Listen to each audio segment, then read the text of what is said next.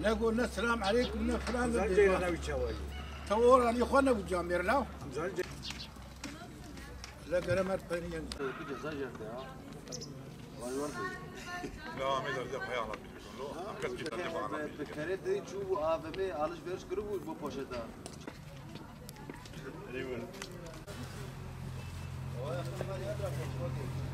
5 dakika hay nasıl ki hay terku. Soruna meni ceyrane pır heye.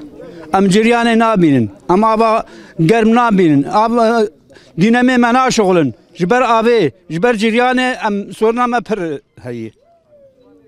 Ne abu ne ceyrane nabinin. Am dava avetkin dava ceyrane etkin. Duazeme tünneyi. Roke hey çaro tünne. Saat ki hey 24 saat tünneyi. Yani ciran tünem ciran nabinin. سوا سوا ödemiş dikler am dedin tahqiq ciran istiyor kesilme tünne haya goma ve cezbe deme ve işkence bedeme. Abi ceyraname soruna ve heye ev hafta ki em ve ceyrani nabinin çavi me pe nabe ve dakika ki bi em bibinin o خلاص tuşki tünne em kesime tünne gelser begarret tuştak tünneyi em hal bederb ki kati çiki bolan bagi bederb ki de em sakidine yani em idi kahdu bu kujin em xazi ceyraname çebevi sorunama ceyraname ne tuşki tünne ceyran vadat ceyran ete 120 milyon خو yazdı ki saat yeşinaner te ve beyaz ku bmeşe rok bserke ve rojeji ve faizi baveser. Biz Mezopotamya mahalle halkı olarak elektrik yönünden çok büyük sorunlarımız var. Mahalle halkı olarak var ya hiç elektrik görmüyoruz. Bütün mahalle halkı olarak herkes var ya bütün faturalarını var ya günü gününe ödüyor. Herkes borcunu ödüyor. Elektriğe gelince var ya hiçbir şekilde var ya millet elektrik görmüyor. Bu sebeplerden dolayı bizim çok büyük sıkıntılarımız var. TEDAŞ'ın var ya buna bir an önce el atması gerekiyor ve bu sorunlarına ve bu sorunlara bir cevap bulması gerekiyor. Bir projeler üretmesi gerekiyor. Mahalle halkı olarak var ya biz sürekli karanlıktayız. Senenin 12 ayı sürekli biz elektriği göremiyoruz. Onun için halk olarak var ya çok mağduruz. TEDAŞ'ın bunu görmesi lazım ve bu mağduriyetimiz var ya bir an önce giderilmesini istiyoruz. Genel bir elektrik sorunu vardır. Bu elektrik sorunu kaçak elektrik kullanımından kaynaklanmıyor. Millet zaten üstünde düşen görevini yapıyor zaten. Zaten kendi bütün faturaları düzenli olarak ödüyor. Bu elektrik sorunuyla bir ilgisi yoktur. Bu sadece burada bir proje üretmiyor. Bu sadece milletin arasına girip büyük meblağ tutarlarla ceza kesilip milletten para topluyorlar.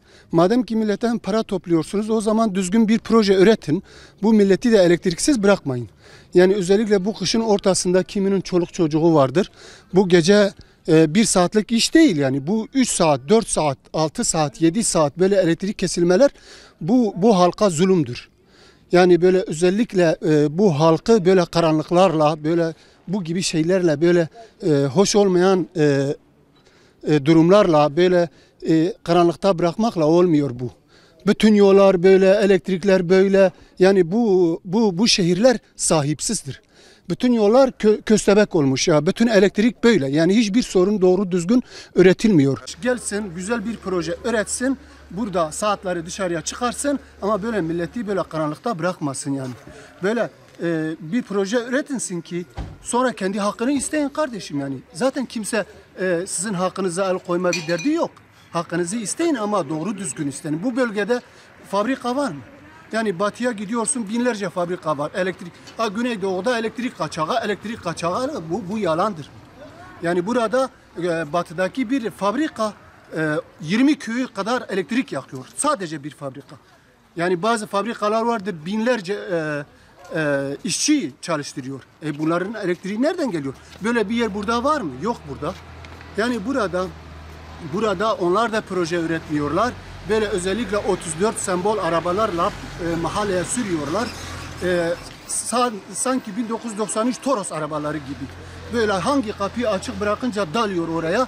3 milyar, 4 milyar, 10 milyar ceza kesiyorlar. Onların bir ihtiyacı varsa diyor bütün arabalar mahallelere dalın diyor. Arabaları mahalleye daldırıyorlar. Ondan sonra oraya buraya girip ceza kesiyorlar. 4 milyar, 5 milyar. Sen kapısını açmadığın zaman da adam adrese sana direktmen ceza gönderiyor. Yani saate bakmadan adam direktmen ceza kesiyor.